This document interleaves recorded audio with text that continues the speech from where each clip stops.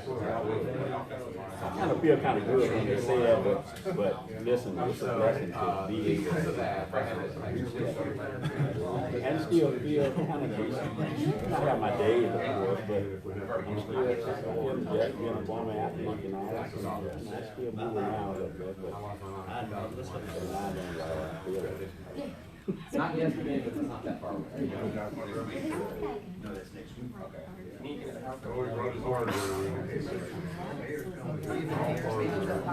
Absolutely, we did. We did.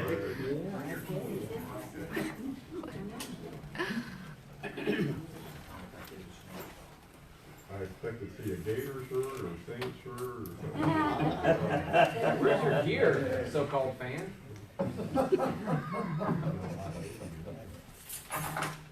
Well, I will say I am a little bit late. I wanted to make sure that Andrew was here. I was going to say, how about that game this weekend? Pretty good game. But Andrew?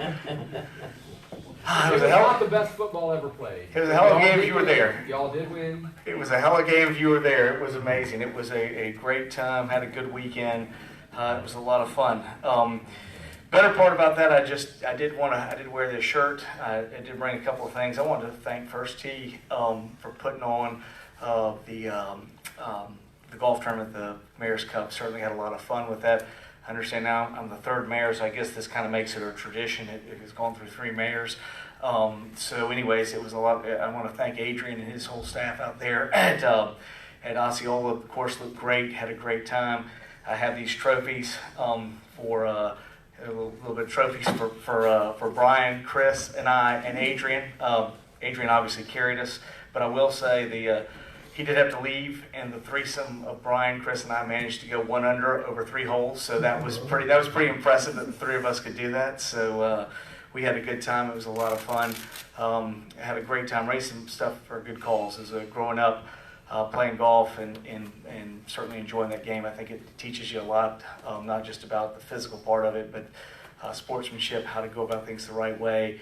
It's a great game you can play for the rest of your life, and certainly I appreciate what Marty Stanovich and his team do at First Tee. I think they do an amazing job, and it was a lot of fun to participate and be a part of it.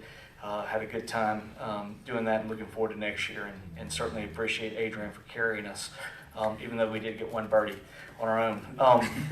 I was glad to participate also earlier that morning. I really want to thank another event. Friday was a busy day. I tell you what, I can't say enough about our staff. They were amazing, did a great job participating in Day of Caring. I know there are businesses out there all over that participate in it. It's a great day. I really want to thank the United Way. They do an amazing job. We had the opportunity to go to Mana. It was a great time, had a lot of fun. Was able to paint with the police department. Then I said I had to go be a part of the fire department, because if you don't understand that rivalry, you can't spend all your time with the police if you don't get to stay with the fire. So we went and sorted tuna cans with the fire. I went outside. We have a gardener here extraordinaire in our neighborhoods area. Lawrence Powell was a gardener out there taking care of the roses, and also we had Mayor Lindsay. Heather Lindsay was out there working. It was really good. I thought it was great for our staff to be there and participate in it. It was a chance to give back. We got a lot of work done at Mana for Dee Dee. If you haven't seen what's on YouTube about it, I thought Allie did an amazing job. Looks really good on YouTube, and I think it just goes to the core of who we are as an organization and what our people do. I'm very proud of them for taking the time to do that. Again, Mana says the volunteer that we created was enough to equivalent to 41,048 meals to the hungry, which is healthy food for a day for 13,683 people. So again, thank you to our whole staff. I think it shows the caring hearts that they have and went to, and we're a part of that. Before I leave the Mayor's Cup, I did also want to say how much I appreciated the team. The staff was certainly there as well. I know there were other teams. I did want to thank the police, which goes to show that I have some certificates here for them. They were the highest gross, which proves that they are out there patrolling the streets and they're not playing golf.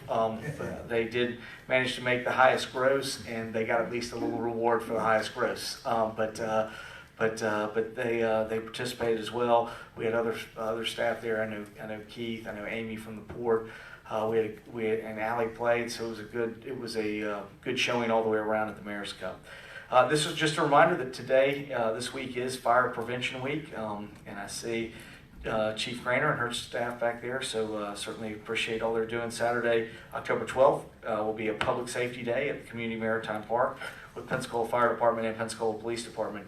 That will run from 10 to 2. From 10 to 2, it's a free event with activities, live demonstrations, and safety presentations. So be sure to bring out your whole family. Certainly those young kids, we'd love to get a chance to show them what we do. It's a great time to see some big equipment. If you always wondered what those things look like, what they do, please come out and see what's going on. I really appreciate our staff, both the police and the fire, putting out and being there this weekend. I think it'll be a great time. Today also opens the application period for the fall cycle of the City of Pensacola's Neighborhood Challenge Grant Program. This is a matching grant program, provides the City of Pensacola neighborhood associations with funding to complete neighborhood improvement projects such as signage, beautification projects, sidewalks, cultural exhibit areas, after-school enrichment programs, and more. Visit cityofpensacola.com for more information as to how to apply. The application deadline is 4 p.m. on Monday, December 16th. We have a lot of great neighborhoods. Again, our goal has been able to get out in all those neighborhoods and make a difference across the city. CNAP is doing a great job. I really appreciate the work that they're doing under Rand Hicks. And I know our neighborhoods area with Lawrence is doing a great job out there in all of our neighborhoods solving things. So please, if you're able, if you want to do something in your neighborhood, put forward a grant, and we'd love to see, even if we can't get it done this year, it will at least begin to orient us and tell us what is your neighborhood association wanting to do, because our goal is to make sure that we're making progress in all those neighborhoods at the projects they want to do. Next, we have the Mayor's Neighborhood Cleanup is Saturday, August 26th at East at Scenic Heights along Scenic Highway. October, did I say the wrong thing? I said October 26th, I'm sorry. Saturday, October 26th will be the Scenic Heights area and Scenic Highway east of the airport. This will be the last cleanup of this year. So be sure to take advantage this calendar year. Take advantage if you live in the cleanup area. Neighborhood cleanup is an opportunity for residents to clean area and leave eligible items at the curb to be picked up by Pensacola City Pensacola Sanitation Services free of charge. And we'll be sending out more details as we continue. So again, that program will be going. I think John and his department, sanitation, they do a great and amazing job with that. So if you live in those areas, look at the map. If you live in those areas, put your stuff out on the street, and we'll pick it up on October 26th. Lastly, I did want to say, since last Monday was still the 30th, this is my first chance to say Happy New Year to everybody. So we have started a new year, and again, certainly appreciate everybody in our budget staff, what they've gone through, all the departments. It was great to go through, and this is now, we feel like we're starting on our own budget. This is our first chance to really, for us to show what we wanted to do and how we wanted to organize, and I really appreciate that. And again, I certainly thank Chris and what he's brought to us and bring forward the opportunity to put the vision together inside the department. I think we've got a good vision going forward with a good budget year, and we're ready to get started. Last and not least, obviously I know is out there this past week, we had the termination of the officer that was involved in the shooting. Again, I just want to say I support the police department. I support Chief Leiter in his decision to terminate the officer in this case. But I do ask for your continued patience and continue to await the findings of the grand jury, and I'm hopeful that we can continue to come together and work through this process as a community. Again, there are a lot of things we don't control, and so at this point I just ask you to have patience. But with that, I'm going to open it up, and I'm happy to answer any questions. Mayor, what's the latest on the plan to have U.S. Attorney come in and help with police training? We are in the middle of that right now. We were scheduled to have Larry Keith here last week or so, but he was not able to get here. So I will look, I'm sure that's on the board to reschedule and get him over here. They're in the middle of that, their continued process here, and that's one of the things we want to talk to them about. So he was supposed to be here last week. He had to cancel on his end, but we're looking forward to when he comes back over here, and we'll look forward to catching up and seeing what we can do. Can you detail some of the training that's involved with that?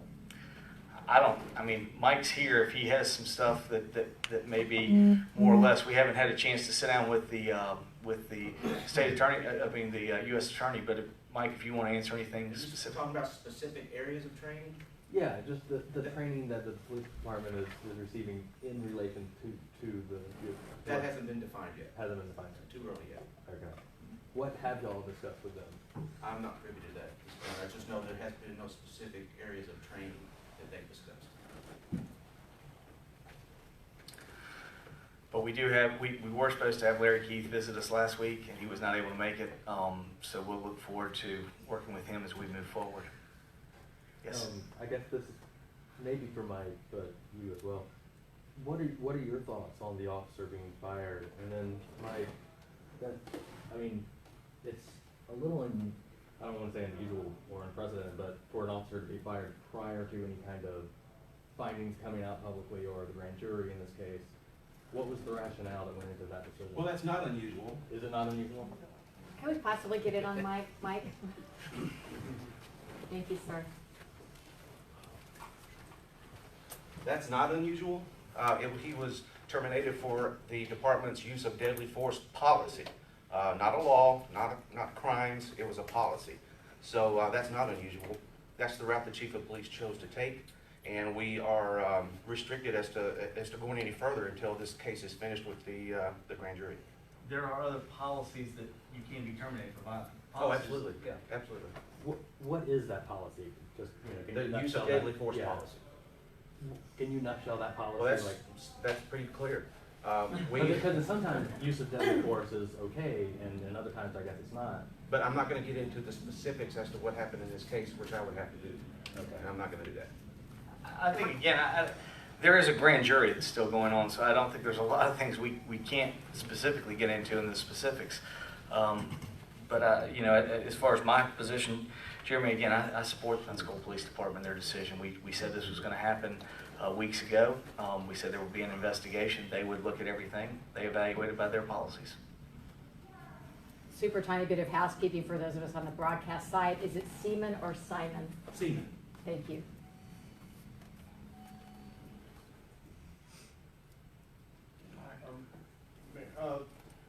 At the last city council meeting, the pit slip lease was approved. Has that been executed at this point? It has been executed. There were, in the attorney's letter before the vote, she mentioned that the city and Seville Harbor had not contacted DEP to see if the plans would not conflict with any of the grants that are on the property. Why was that decision made not to contact? We didn't change our position. In fact, we made it, we specifically put in there had to be public day slips, something that wasn't in the last lease, didn't have to be in the current lease. So we could have gone forward with the next 27 years without those requirements. We felt like we did nothing to change it. And in fact, while we thought it was implicit in the lease that you couldn't do floating structures, we actually explicitly put it in the lease. So from so many ways, the lease is a much better lease in terms of what we were talking about. So from our standpoint, we didn't think there was anything different that had been done there. So is that why y'all decided not to reach out to DEP? It is the same lease that it's always been. In fact, it has more public access and opportunity than any lease that has ever been executed on Seville Harbor and Pit Slip. Right, but is that why y'all decided not to reach out to DEP? If we're creating the most access that we've ever had, again, that's our position was they certainly had no problem with the prior usage, and now we've created more public use. Again, I still want to understand if DEP wants to come here and show me how we haven't done that, or another citizen or somebody else. Look at the two leases side by side. I feel very comfortable with what we did and the purposes we were trying to create. And I think explicitly putting it in there that we do not allow floating structures in there was the right thing to do. And I supported that wholeheartedly. Appreciated Sherry Meyer's willingness to put that in. It was a good idea. Again, as I said that time at the afternoon agenda review, I thought it was implicit already in there, but perhaps I think especially when you have issues that are controversial and everything else, it's better to not necessarily be implicit, but it's better to be explicit. So I thought it was the better part. Were you aware of any attempts of DEP to contact the city before the? I am aware that something happened that they tried to call the prior administration. They have not tried to call us at all. Since I've been in office, I don't know what happened with the prior administration and what their conversations were, but my understanding was much of why they were trying to call them was related to the sale. When it was discussed about a sale, we at no time discussed the sale. We discussed a sale briefly when we first started. By the time Susan got here, we had changed over to a lease, and we moved in a lease from there. So from our standpoint, what they priorly contacted the last administration about had nothing to do with what we were doing. And I would ask anybody that has conflicting reports, I will say this about Sherry. She's the only one that really took the old lease and then read the new lease and put the two together and said, oh my God, this is a much better structure. I mean, everything about it, for the next 27 years, we've got a much better structure in every way possible than what we did before. And it was, that was kind of the frustration in going through that. If people had problems, I wish they would have explained it to me, because, we looked at the lease, and if you look at the two leases, the paper's right there. It shows it's a much better lease, much better structure toward the goal of using outdoor recreation, and that was our whole goal. So in connection with that, can you talk a little bit about why the marina next to Community Maritime Park still isn't? It seems like after all this time, it's kind of like a third of the way there, but I'll be happy to, and I think it goes a lot of the problem that we were having in this one. The marinas that we've had happen so far in the city of Pensacola have been private marinas. We really have not done a public marina. I know there's a lot of consternation. A lot of people are upset what didn't happen. Here's the deal about putting city money into a private marina is a very difficult decision. We have a lot of needs. We have a lot of needs going on in different neighborhoods. We have it planned. It was in the plan for the Community Maritime Park. We even discussed it. But I think if you remember, the very last meeting, the last thing that Gerald Wingate ever said on that dais was he had concern about why we were going to put in a marina when we have other problems across the city.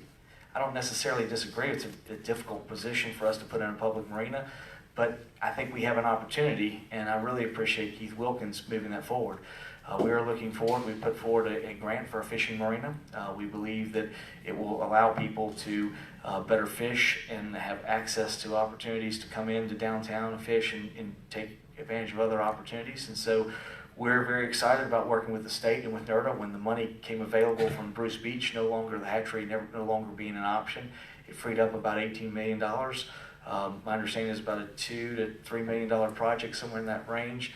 We put that forward. We believe it fits very well and will work. But I mean, for us to get public marina money, it's very difficult. And so this is kind of that once in a lifetime kind of chance to get it. If we can get that money and put it in there, we believe it will be transformative for the area, but it will have done so without really general fund money or even LOST money, which are very difficult for us to use for these kind of projects based on other needs we have in this community.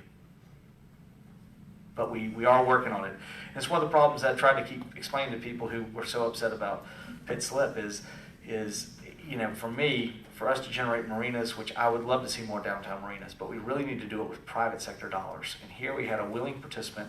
Not only that, they actually still had a 27-year lease. And as I kept saying, it was not perfect, but leaving it fallow for the next 27 years, which it's been since Hurricane Ivan, was just not I didn't think that was the best decision for the city of Pensacola long term. Is there any plans for the money y'all refinanced? I know some of it's going to go towards skate, but is there any spending? We're about to be bringing that forward. I think the big thing we wanted to do at the last meeting, we finally got we finally got it set up on engineering, and we brought that through. We've been talking, our staff's been looking at the different engineers and how we're going to go on different parts. We want to bring it now to the council once we have some ideas to what the costs are, so they can begin to make those decisions. I'm absolutely a huge supporter of the hashtag project. I think it is the #1 first choice we should be doing, with Bruce Beach being second. But again, the council appropriates, so we will put together a whole list of projects. We'll bring them forward to the council. These are monies that are generated from the downtown CRA. The money has to be kept in the downtown CRA, and so from our standpoint, again, we think those things should work. But we're going to have to get a council vote, and now that we have our engineers on staff and prepared to work with the city, We're now prepared to take that forward, and I think you probably should see it, Chris, probably before the end of the year or right at the first of the year. Before the end of the calendar year, yeah. Okay, before the end of the calendar year. Yes. Insofar as the skate projects are concerned, I guess the Main Street one you want to talk about, would the FDOT money for landscaping associated with the bridge come into play at all? I don't think so.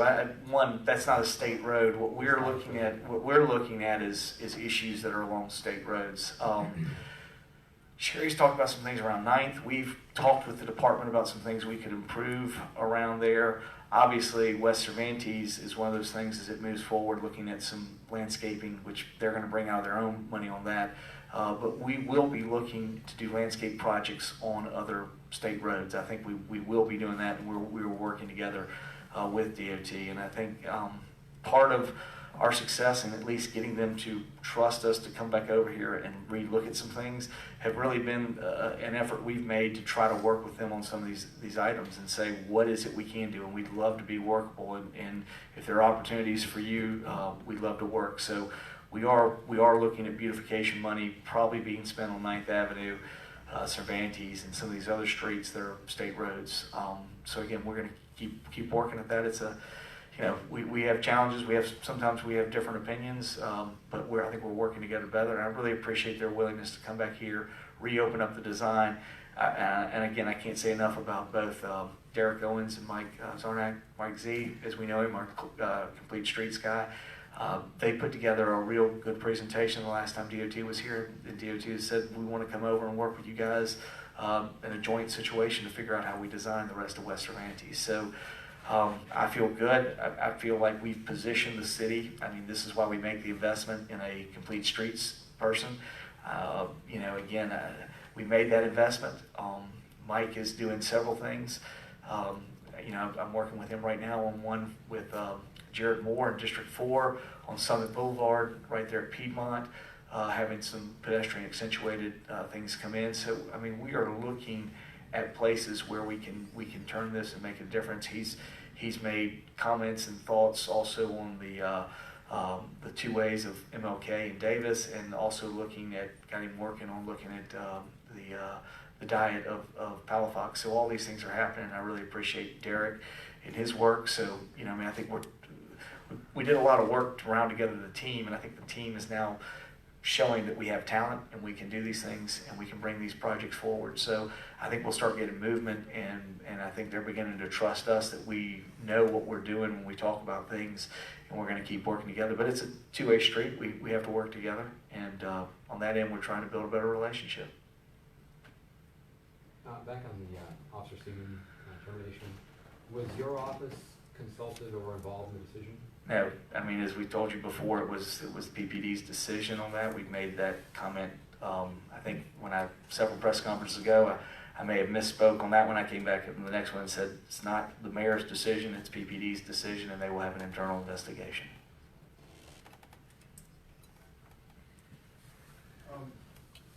This week at the city council meeting, we were discussing a zoning ordinance change to allow ice machines. Can you, There's no zoning issue related to ice machines. The issue related to ice machines is looking at an ordinance we have for vending machines. In fact, we call it vending, yet we only apply it to one application. In a lot of ways, I think we had some challenges. We did not look at it the same way at the county. We didn't see it in any way. The county does not view it as a way, simply allows it to go into C1 and doesn't have any other restrictions against it. There is a vending ordinance here, and so within that we looked at what could happen. My issue is, and it was even funny at the planning board meeting, my issue is I talk to all my neighbors. I know me personally, I love using it. Whether I'm going to the beach, I'll use the one right there that's on Pensacola Beach Boulevard, but I usually always go to the one at 9th Avenue. Many of the people I know go to that one. If you communicate, when I ask the question at the planning board, hey, if you have to go get a bunch of ice for something going on at your house, where do you go? I mean, everybody turned around and goes, well, I go to the one right there on 9th Avenue. I said, well, what if that one wasn't there? Well, then now you'd have to drive further. I think the other part that is interesting is we look at what's going on today, and we're asked to look at all these different things dealing with climate change and carbon and what we're doing. going forward. It's amazing to me that we would restrict an opportunity that actually gets rid of transportation of heavy trucks. I mean, you make the ice, you make it, whether you make it in a central plant or you make it individually. The issue is now you're having to transport it. Plus, if it's not in neighborhoods, you're having to have people drive back and forth to where they want to get it. Why would we restrict our citizens from allowing that to happen? If we're going to really be serious about climate control, why would we be willing to deal with these things and restrict our citizens when the county doesn't restrict their citizens? These are the kind of things we gotta say, oh, we're all about climate, except if it doesn't look exactly how we want it to look. The only changes that were made in this were to dealing with the shielding, which in the county it doesn't have to be shielded at all. It still has to be shielded in the city, but it doesn't have to be a roof structure. It can be a railing. The other thing is it could be made out of metal.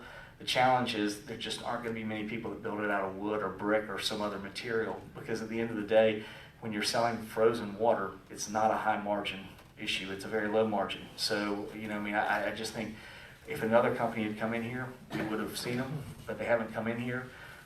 So again, why are we resistant to this issue? So again, I think as consumers, when you ask people where they're willing to go, most everybody would say, I'd love to get twice the amount for half the cost. Sign me up as a consumer. I think the other part is if that's going to be the case, let's really talk about where we're going. And if you can make it and construct it, and you can get rid of transportation issues, which are heavy trucks every day delivering ice to these locations, if you can make it there, you've taken carbon out of the system. These are the kind of things that if we're going to be smarter and we're going to deal with climate control and we're going to deal with carbon, we've got to be smarter about the way we think about the way we get goods and services out. So those are all things we've got to be able to think about. Well, I was going to ask, is how did this come about? I brought it up. I was the one that brought it up. I totally did. And we struggled with this position. And, you know, if those are things, initiatives, I could not understand why. It seemed to me it was kind of punitive under the old system and administration. And my question was, we never looked at it this way at the county. You've never done a story on how the county does ice or anything else. So I've never understood. I mean, it worked pretty well in the county. I didn't get it. There are a lot of components we just talked about that wanted to be there. I went and talked to Susan for many months. We looked at a process. I mean, there's got to be a way to initiate something going forward. I've talked to Diane Mack afterwards, and I said, hey, if there was a better way for me to initiate it, I would have initiated it in a different way. I sat down with Susan for months and said, this is something I'd like to see happen. I don't understand this ordinance. I don't understand why it's happened. I mean, granted, I came from the county. We had no problem. It's all this stuff about value that everybody keeps talking about. Again, there's one, in Escambia County, the single highest cost residential area in this community is on Pensacola Beach. There is a ice machine on Pensacola Beach. It does not affect value. In fact, if you look at the city of Pensacola, East Hill is perhaps one of the highest appreciating neighborhoods. There's one of them in East Hill. Again, I understand beautification. I want to work with beautification. It's the reason we said, hey, you got to do railings, you got to do something else to do the cover.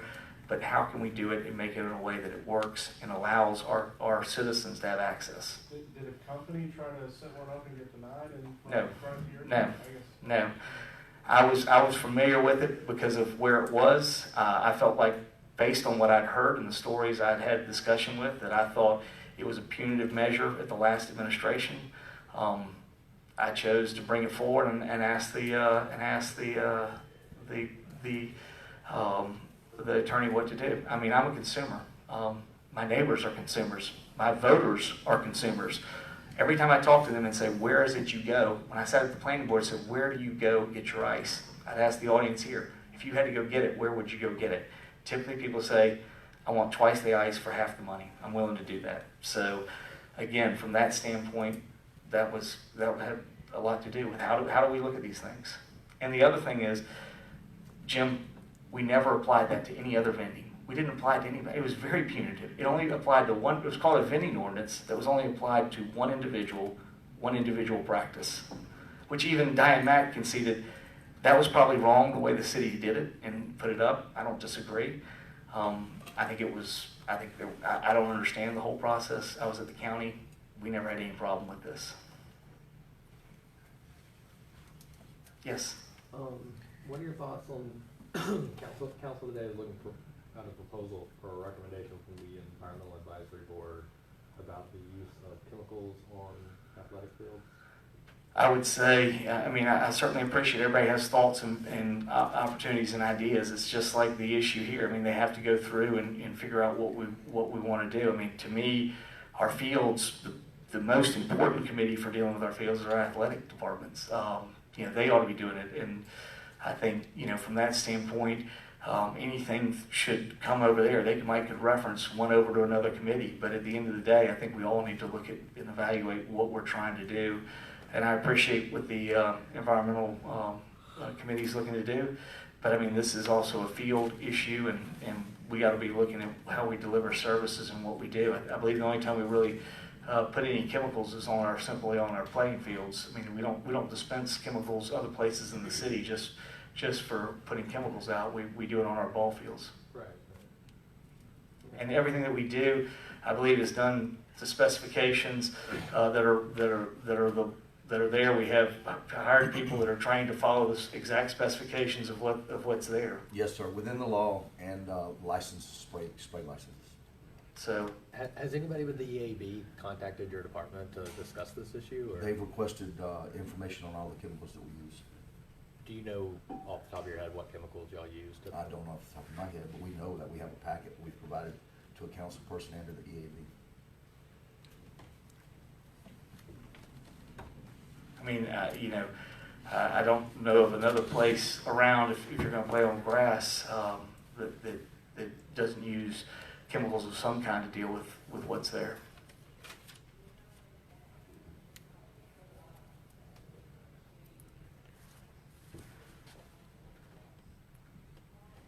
Good. All right. Thank you very much.